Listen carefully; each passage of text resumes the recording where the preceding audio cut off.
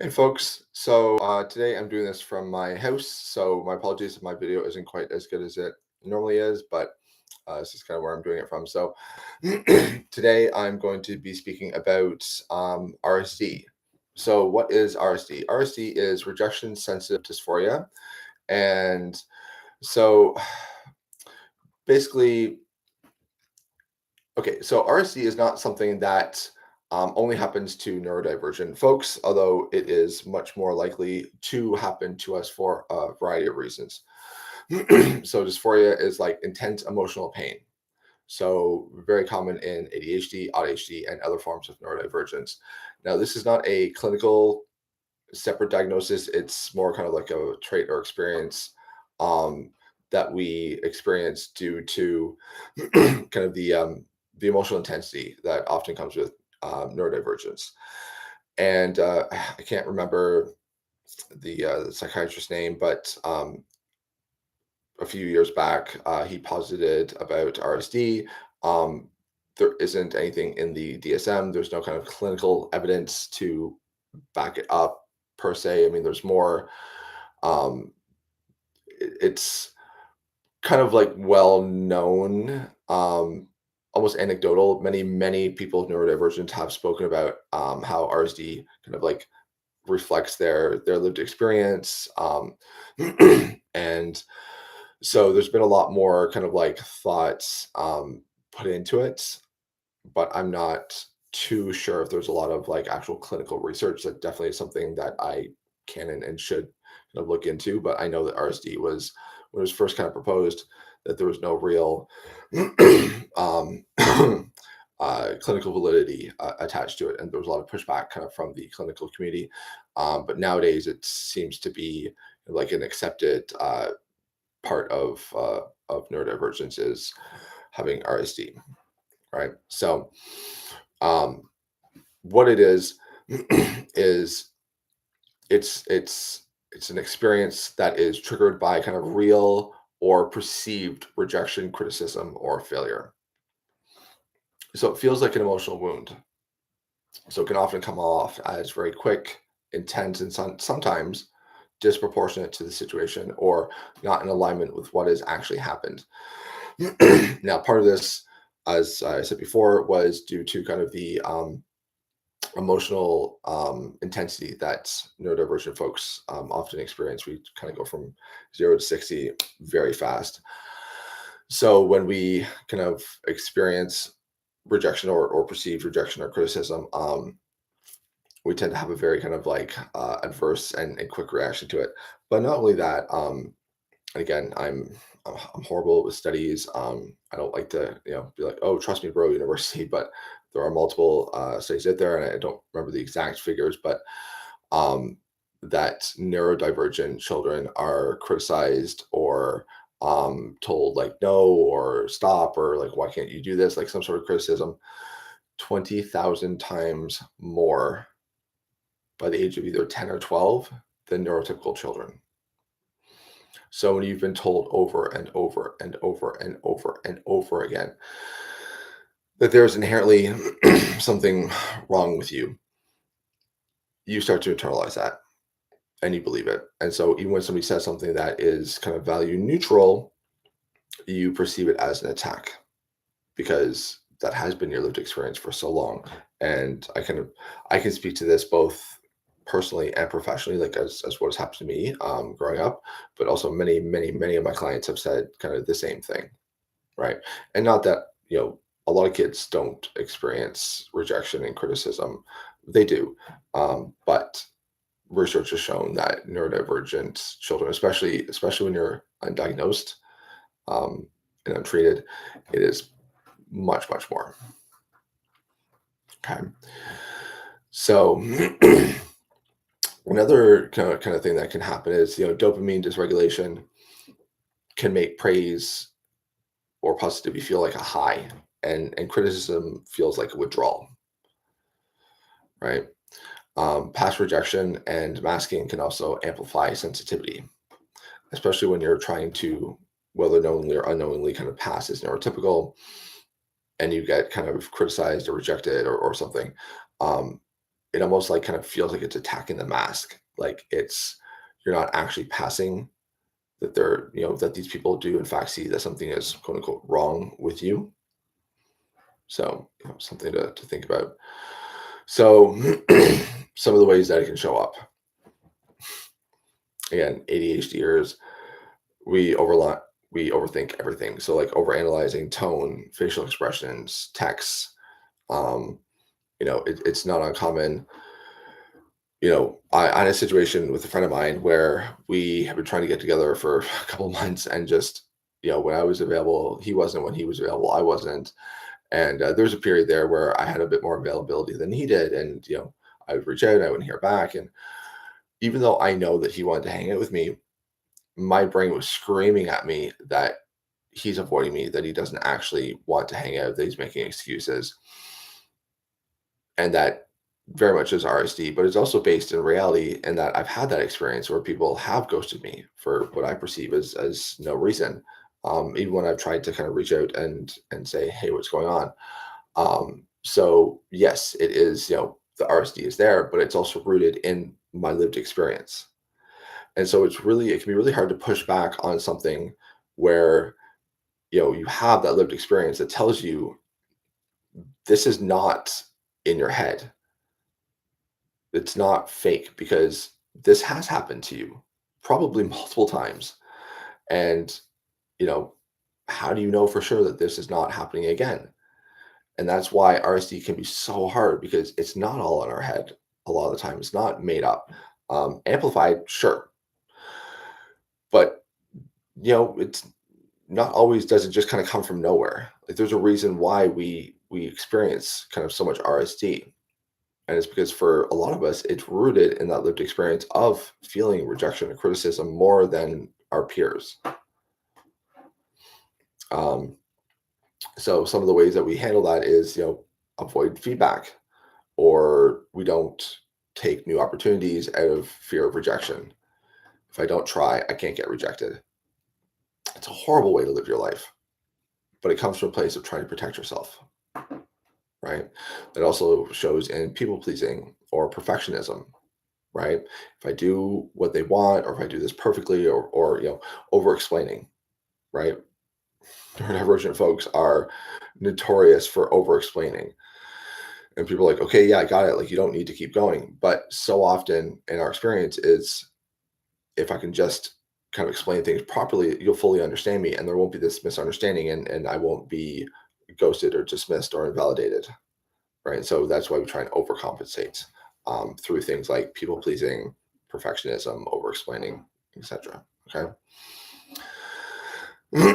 Another one is emotional flooding. So, as I said before, neurodivergent folks tend to kind of have very intense kind of emotional reactions, right? We either kind of like don't give a shit, don't care about anything, whatever, do whatever you want, I don't care, or we really care.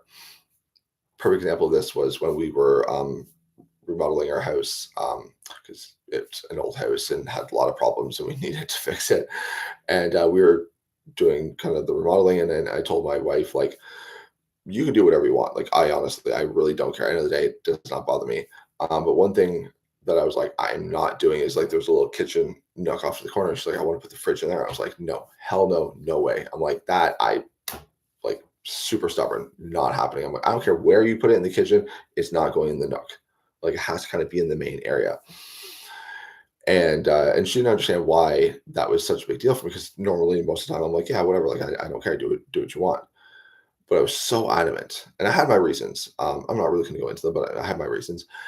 And that can be hard when it's most of the time you're like, yeah, cool, whatever, I don't care, because that can come off as people pleasing. But we genuinely don't give a shit. But when we do, we really do. And so people can be like, what? Kind of taken aback, right? And that's part of that emotional intensity. Not sure that was wholly applicable, but um, another one is kind of the internalized shame and guilt that we experience because of the intensity of our emotions, when we just go super high and then kind of the crash afterwards, and we feel like the worst person in the world. Um, it's when you're doing something and in the moment that you're doing it that it's not helpful. been so many times I've gotten in arguments with my daughter because she's not listening. She's being a typical 11-year-old, and it's late. She's off. Her meds are worn off. My meds are worn off. It's not a great time. Bedtime is not a great time for us, and we're just. And so many times she'll say something or do something, and I will say something that will make the situation worse. And I know as I'm saying it, I shouldn't be saying it. My wife will be like, "Don't say anything."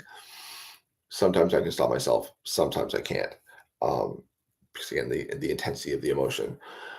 Um, and I often feel a lot of shame and guilt afterwards, being like, why didn't I just not say anything? Right. And that's, kind of the RSD comes up. Oh, I suck. I'm such a bad dad. I should do better. I should have more patience, all of that stuff. Right. There's no bearing in the reality of like, I'm doing my best and I am actively working on it, but I'm also human. And these are things that I struggle with. Right. Um, Along with that, you can also have the physical reactions. So, um, anytime you kind of have like a kind of fight, flight, freeze, or fawn response. So, nausea, kind of like in the stomach dropping. Can get really hot. Like pins and needles. Even potentially kind of like dissociate, like I was talking about before, where it's like I know as I'm doing it that I shouldn't be doing it. I shouldn't say what I'm saying. It feels like I'm kind of outside of myself, right? So what are some common situations that trigger RSD? So someone doesn't reply to a message right away, even though we are often very guilty of that ourselves. Don't respond back for hours or days or sometimes weeks, and yet when it's done to us, we're like, this person hates me, doesn't want to see me, right? Performance reviews or social media. When I put something out and I don't really get a whole lot of engagement, it's hard. It is. I'm not gonna lie. It's something I'm still trying to do, and I'm like that's separate from myself. And there's so many people out there trying to grab your attention. So, but it is difficult. A partner sounding kind of off in their tone. And here's the really ironic thing: is as somebody who's neurodivergent, we often have partners that are also neurodivergent, maybe in the same way, maybe in a different way, maybe unknowingly. Like we're pretty sure that my wife is undiagnosed ADHD. She's also deaf. So sometimes her tone is not, in the neurotypical, kind of modular kind of tonality that, we often have. And I'll engage in it too. Like when I'm tired, when it's late, when I'm overwhelmed, my affect goes super flat. I have a very monotone tone of voice. My daughter has ADHD, and sometimes she'll talk, and her voice or her affect will be flat. And I'll check in and be like, "Are you okay?" And she's like, "Yeah, I'm fine." I'm like, "Okay." So like I take her at her word, but that's something I've had to work on, right? So even though this is something that we do, again, we are very sensitive to when other people do it because even though we ourselves are neurodivergent and maybe are surrounded by neurodivergent people, we were also often raised in neurotypical environments in families where maybe there was neurodivergence, but there was a lot of undiagnosed neurodivergence. So you were still expected to behave in a neurotypical way without realizing it, right? And so we tend to internalize that. Um, this is something that is very very common for neurodivergent folks, especially if you're female, especially if you're a person of color or from a marginalized community, is being dismissed by healthcare or healthcare provider or a therapist or somebody in a position of authority, school boards, where your concerns aren't taken seriously. I've had clients who are female who have had to have been dealing with health issues for years or like over a decade and just now starting to kind of get taken seriously. For myself, when I go to the hospital, pain meds don't work on me. So like opioids don't do anything to me. And so when I go to the hospital and I've had to go in for surgery, and they will like, and I'll tell them like pain meds don't work on me, and they'll like, yeah, sure, whatever. And it feels like it feels like they think that I'm trying to be drug seeking. And yet my wife, who is extremely white, will come in and she'll tell them the same thing. And she'll be like, hey, he was in surgery. He woke up literally as the surgeon was about to, operate. They're like, oh, damn. Like, so they'll take her seriously, but they won't with me. And again, I'm still pretty white passing. I'm, straight male, pretty good at advocating for myself, and even in that environment, I struggled to be heard. Um, Even after my surgery, when they gave me tramadol, I was like, "Thanks, but I don't want this. It doesn't do anything for me." They're like, "No, like, you're not listening, right?" So, just the gaslighting that we often experience, again, rooted in our lived reality experience. So when we are talking to somebody and they are asking questions because they're wanting to verify something or find out more information, even though they may be sincere and actually do want to help, we can often experience that as RSD will come up, and we can feel attacked or criticized when that is not what they're trying to do. But it's how do you differentiate? How do you decipher? Right? It's really hard. Um, so how it affects relationships? It can create attachment anxiety or avoidance of like fear of like I don't want to talk about this because they're going to say something that's going to set me off. It's just it's not great. Um, Miscommunication is huge, huge, right? There was a study, and again, I hate when I say there was a study and I don't have the study to back it up, but my memory is Swiss cheese. My apologies. And but it looked at kind of like um, communication between neurotypes. So, and of course, it was autistic, allistic. So it was like the two allistics, those two neurotypicals had the best communication. What they didn't realize, what they didn't was surprising, was that the two autistic people were right below them, and then way at the bottom was the autistic allistic. So it wasn't the fact that autistic people are bad at communication; it was the cross neurotype communication that's the problem, right? And so if you're trying to communicate with somebody that is not of your neurotype, or sometimes even of your neurotype, but I mean, I'm on HD, but I have kind of more predominant ADHD presentation. So if I'm speaking to somebody that has a more prominent autistic presentation, then we might even have that kind of cross neurotype miscommunication, right? Um, People in your life may be confused by kind of the intensity and the cyclical nature of our emotions. Which can look like gaslighting, narcissism, potentially even abusive behavior, right? Because you have the explosion, then you have the love bombing, then you have the period of calm, and so it can follow kind of that same pattern. It's not being done on purpose, it's not being done maliciously, but it can follow that same pattern, right? So, um, you know, people in our lives can also feel that as well, right? So, um, some coping strategies. This is really difficult. Try if you can, right? Pausing before reacting. So emotional intensity kind of peaks very fast, but it fades pretty fast too. So if you can kind of catch yourself before you start to really kind of go off the rails, that can be helpful. Um, Name it, right? Say this might be my RSD talking. When I was finally able to catch up with that friend, I said, listen, this is how I've been feeling. And I said, I'm not saying you're doing that. This is what you're trying to do. That you're not trying to hang out with me or you're trying to put me off. Like, but this is how I was feeling, and he was aghast. He's like, "Oh my god, like I'm so sorry. Like I never." And I was like, "It's not about you. You did not do anything wrong. This is my stuff. But I'm just letting you know this is kind of what I've been dealing with, what I've been going through. So I'm not saying this to make you feel bad because you didn't do anything wrong, but so that you're aware of kind of where my mindset is, right?" And and I thought about like sending a text message or something earlier to kind of explain this before we met up, but I felt it was better kind of do this in person. But I don't know, like it's something to think about. So if you're going into a situation where you're like there's a possibility of feeling or fear of rejection, kind of grounding exercises, right? Trying to bring you back into your body, trying to help you to feel more centered, um, kind of trying to prepare yourself ahead of time, something like that, right? Um, Trying, seeing a therapist, talking about your RSD. What are some ways that you can manage it and move through it and recognize it kind of, before it happens or as it's happening, or even kind of recognize after that it happened. And then how do I adequately kind of apologize and repair rupture? What does that look like? Right. Communicating openly, as I said before, and trying to kind of reframe. So sometimes we are rejected, but is it always personal?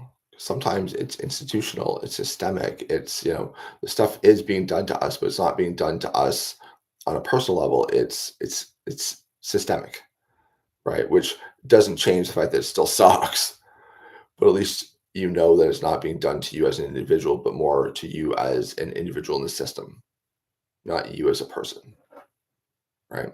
Again, it doesn't change the fact that it's happening, but it helps you to be able to at least reframe it and understand that this is not about me as a person.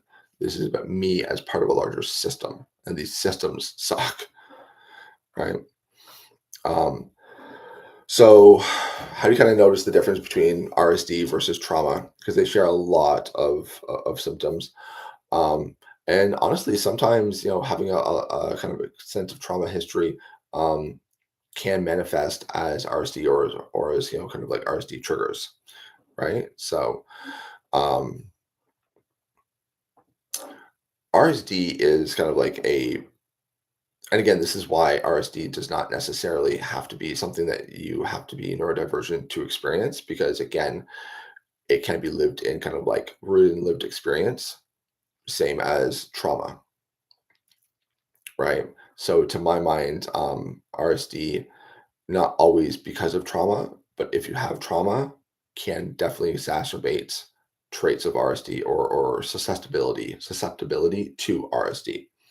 Whereas you don't have to have had a traumatic experience as a neurodivergent individual. What's considered like like living neurodivergent in a neurotypical world, I argue, is inherently traumatizing, but separate. But it's not the same thing. You can like somebody who's gone through an extremely traumatic event can experience kind of RSD, whereas somebody who is neurodivergent can experience RSD because of the ongoing kind of like complex trauma, not kind of big T trauma. It's yeah. Um, so both of them benefit from kind of self-soothing, validation, compassion, um, support. Right? You can't really. It's hard to logic your way out of it. It can be helpful, but it can't kind of be the be all and end all of it. Right? Um, so really, like RSD seems like it has a lot of drawbacks to it, which definitely does. But I mean, I think that's the thing with neurodivergent and with RSD is things like this is that, you know, um, we often are perceived as very sensitive, right? Which means that we have like a deep capacity for empathy, creativity, and connection, right? We're often told like we're too much to this, too much to that. I've been told that my entire life. And the ironic thing is, and now as a parent, I have a child who also is very empathetic. Think is a highly sensitive person, and I find myself as too much, and that's because of my own kind of nervous system, kind of issues, my own neurodivergence, and I have to really kind of try and be mindful and stop myself from being like, "You're too sensitive" or "You're too intense." It's this is too intense for me, right? There's a content creator, Elise Myers, who I absolutely love. She's fantastic. But one of the things that she says is, "If I'm too much, go find less." And I love that because that was not something that was really stated or advocated for me when I was growing up. It was always I had to dim myself. I had to not be so sensitive. I had to, not be so empathetic or so loud or so intense. And I honestly thought I would never find somebody to be in a romantic relationship with, because I've had multiple women I've dated have been like, "You're too intense, you're too much, you're too clingy," and I was like, I thought I had to stop doing that, um, and it turns out no, I don't. I just need to find somebody who felt the same about me as I did about them, and I did, and I've been happily married for 15 years. So yeah, if I'm too much, go find less. And I feel like that's a really good lesson for us to, take away from RSD, because RSD often is this idea that we're too much, we're too intense, and people don't respond super positively or super well to that, generally speaking. So we feel like we need to shrink. And so, if we are trying to kind of be our authentic selves and we experience RSD, sometimes it helps to kind of say to ourselves, I'm not too much. You just can't handle this. It's not a me problem, it's a you problem. So if I'm too much, go find less. So that's kind of RSD. If you have any questions, comments, please feel free to leave them in the comments below. I will be happy to answer any of them. And as always, if you are in Ontario and you are looking for help with navigating neurodivergence, there is myself, Leyland, Fiza, and Tara, our student, and we would love to hear from you. So you could always visit embodiedresilience.ca and or also kind of engage with any of our other socials that we have kind of across all the platforms. All right. Thank you so much, and look forward to talking to you again next week. And apologize. I apologize for not being on last week. I was at an event where I met some really great people and had to kind of do a quick presentation. So it was a great time. But I am going to try and be kind of punctual on these Friday events. And in the future, if I'm not able to do it on Friday, I will try and let you know. Thank you much.